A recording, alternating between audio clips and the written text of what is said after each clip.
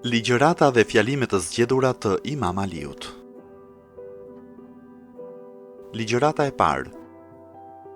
Qoftë lavdëruar Zoti, të cilit s'ia përshkruan dot vlerat asnjë gojtar, të cilit s'mund t'ia numëroj të mirat asnjë numërues, të cilit s'mund t'ia njohin kur hakun, ata që përpiqen t'ia njohin dhe të cilin s'mund ta kuptoj e mas asnjë mendje dhe mençuri, sado e ndritur, lëvduar qoftë ai, për cilësitë të cilit nuk ka asnjë cak, nuk bëhet asnjë përshkrim, nuk mjafton asnjë lëvdat, nuk ekziston asnjë kohë fillimi dhe nuk është caktuar asnjë kohë mbarimi.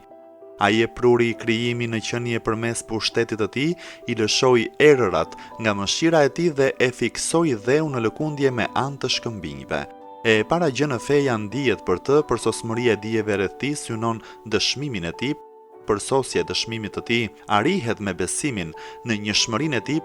Përsosmëria e besimit në njëshmërinë e tij nënkupton të jesh i ndershëm ndaj tij, e qenia i ndershëm ndaj tij e arrin përsosmërinë kur nuk i vishen cilësi, sepse vetë cilësia është një provë e qenies së saj, ndryshe prej gjës së cilësuar, dhe sepse gjëja të cilës i vishet diçka është e ndryshme nga vetveshja. Kështu, kushdo që i vesh Zotit tipare pranon të ngjashmin e tij dhe kush i njeh atij të ngjashëm e sheh atë si dy, e kush e sheh atë si dy e pranon si të ndashëm, pra edhe të pjesshëm e të paplot.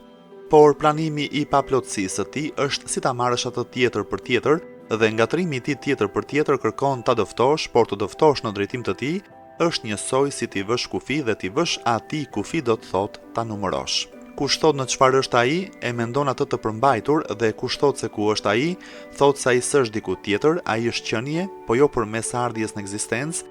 Ai është, por jo sepse del nga mosqenia, ai gjendet në gjithçka, po jo përmes afërsisë fizike, ai është jashtë gjithçkaje, po jo përmes ndarjes fizike, ai vepron por pa vënë në punë lëvizje dhe vegla. Ai e shikon krijimin e tij edhe kur s'mund të shihet gjë në të.